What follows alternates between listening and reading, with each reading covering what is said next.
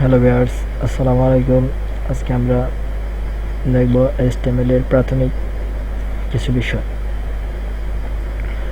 HTML অনেকেই মনে করেন HTML কোডিং অনেক কঠিন একটা বিষয়, কিন্তু আসলে HTML কোডিং খুবই সহজ এবং ওয়েবসাইট তৈরির প্রথম দিকের যে পর্যায়গুলো সেগুলো হচ্ছে HTML কোডিং।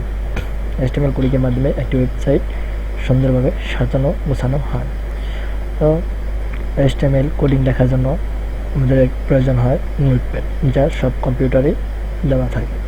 সেটা আমাদের কোডিং লেখার জন্য আমরা কী করবো, নোটপ্যাডে ক্লিক করব। নোটপ্যাডে ক্লিক করার পর এখানে আমরা HTML কোডগুলো সঙ্গে আমরা পরিচিত হব। HTML কোডে শুরু এবং শেষ দুইটাই থাকে। HTML কোড HTML দিয়ে শুরু হয়, HTML দিয়ে শুরু হয় এবং এই HTML-কে শেষ করার জন্য শুধু অ্যাঙ্গেল ব্র্যাকেট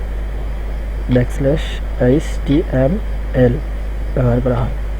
মানে যদি আমরা এই অ্যাঙ্গেল ব্র্যাকেট মানে ট্যাগ, এই অ্যাঙ্গেল ব্র্যাকেটের ভিতরে আমরা কি করব, ট্যাগ ব্যবহার করব।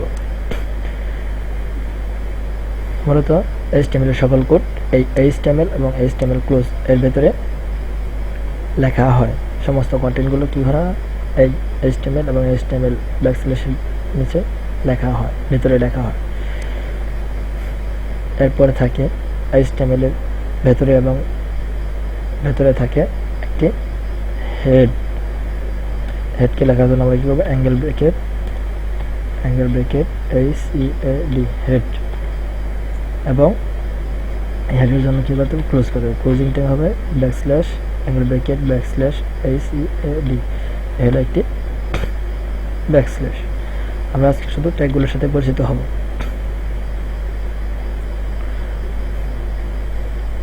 তাহলে HTML শুরুর ট্যাগ এবং HTML ক্লোজিং ট্যাগ, এটা আমরা জানতে পারলাম।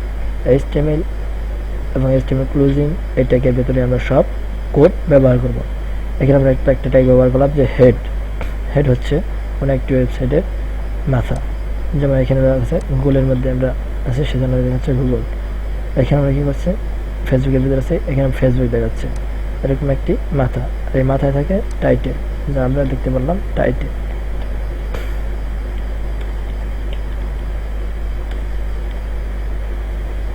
টাইটেলের একটি কি ক্লোজিং ট্যাগ থাকে।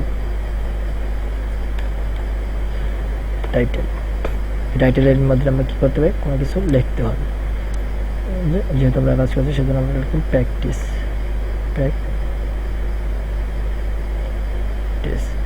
একই ক্ষেত্রে এটুকু লিখে যদি আমরা সেভ করি, ফাইল এখানে হবে সেভ, মানে রাখলাম ডেস্কটপে রাখার পরে এখানে করবো অল ফাইল করে দেবো, কি অল ফাইল, এখানে লিখব practice.html। এরপর আমরা সেভ করবো। যেটা মিনিমাইজ করার পর আমরা এখানে দেখতে পারবো কি একটা ওয়েব পেজ চলে এসেছে। এটার মধ্যে আমরা ক্লিক করার পর এখানে কি হয়েছে,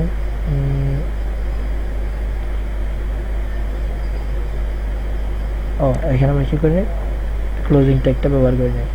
হ্যাঁ, ক্লোজিং ট্যাগ ব্যবহার করবো। এখানে আমরা কী করবো, সেভ করে দেবো। সেভ করে দেওয়ার পর এখানে বসে রিলোড করে দেবো। রিলোড করে দিলে দেখেন এখানে প্র্যাকটিস লেখা চলে এসেছে। তারপর আমরা ট্যাব দিয়ে যদি নিচে আসি, এখন আমরা এখানে যদি ওই সাইডে যদি আমরা কোনো কিছু লিখতে চাই, যদি কোনো যেহেতু আমাদের লিখতে হবে সেজন্য কী করবো, এখানে আমরা লিখবো। লেখার জন্য আমরা কী করবো, ধরেন এখানে আমরা লিখলাম যে it is my website। এটা লেখার পর আমরা এখানে যে সেভ দিতে পারি, অথবা Ctrl+S সেভ দিতে পারি। এরপর আমরা কী করবো, ব্রাউজার দিয়ে রিলোড করবো। এখানে লেখা আছে it is my website। এটাকে যদি আমরা বড় করতে চাই, সেজন্য আমাদের ব্যবহার করতে হবে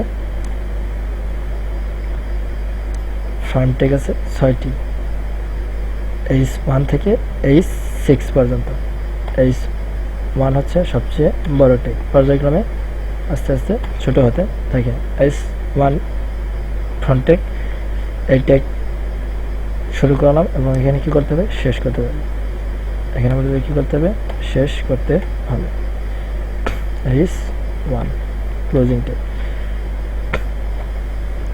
এরপর এটা যদি আমরা সেভ করি, কন্ট্রোল সেভে সেভ করলাম এবং করলাম রিলোড করি, এখানে এটা অনেক বড় হয়ে গেছে, অনেক বড় হয়ে গেছে। এরপর যদি আমরা কি করি, এই S1 এর পরিবর্তে যদি আমরা S2 অথবা S5, এখানে আমরা কি করবো, S5 লিখে আমরা যদি সেভ করি, তাহলে আমরা রিলোড করবো, রিলোড করে দেবো। আমার লেখাটা অনেক ছোট হয়ে গেছে, অনেক ছোট হয়ে গেছে। তো আমরা এখানে কি করবো, S1 লিখে S1 আর কি হবে, বড় এখানে।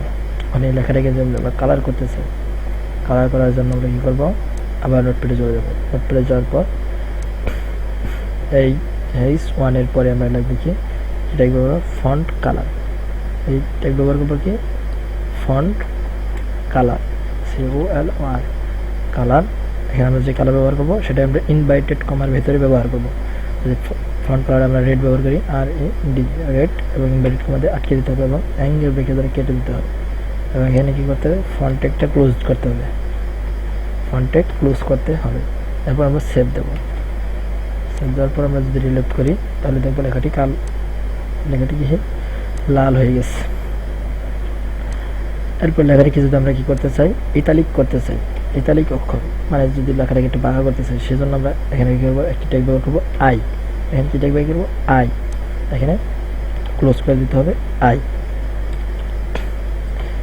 করার পরে যদি আমরা সেভ দিই, সেভ দেওয়ার পরে যদি আমরা ব্রাউজারে চলে যাই, ব্রাউজার দেবো, লেখাটি কি বাঁকা হয়ে গেছে। এগুলো আমরা দেখাচ্ছি ট্যাগ। এখানে S1 হচ্ছে ফ্রন্ট ট্যাগ, ফ্রন্ট ট্যাগ কয়টি, 6টি, S1 থেকে S6 পর্যন্ত। এবং ফন্টকে লেখাকে কালার করার জন্য আমরা কী করবো, ফন্ট কালার এখানে ইনভার্টেড কমার ভিতরে আমাদের কী করতে হবে, সেই কালারটি ব্যবহার করতে হবে। এবং লেখাকে ইতালিক অক্ষরে বা বাঁকা করতে চাইলে আই ব্যবহার করতে হবে। লেখাকে যদি আমরা আন্ডারলাইন করতে চাই, সেক্ষেত্রে আমরা অ্যাঙ্গেল ব্রেকেট ইউ ব্যবহার করতে হবে। এবং এইকে পাশে কী করতে হবে, ব্রেকেট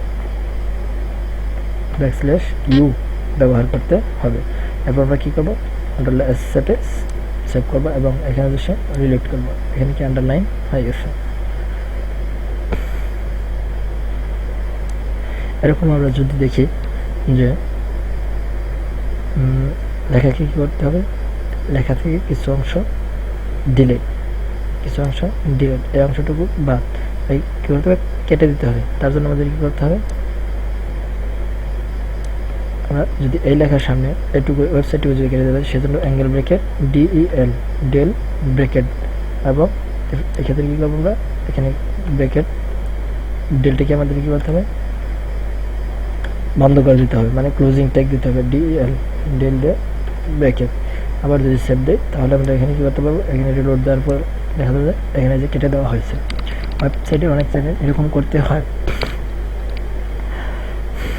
এরপর আমরা যদি দেখি যে এখানে কালার যদি চেঞ্জ করতে চাই, এখানে রেডের পরিবর্তে আমরা কী করতে পারি, গ্রিন ব্যবহার করতে পারি। গ্রিন চেঞ্জ করে আমরা এখানে কি সেভ করার পর আমরা কী করতে পারি, লেখা গ্রিন হয়ে গেছে।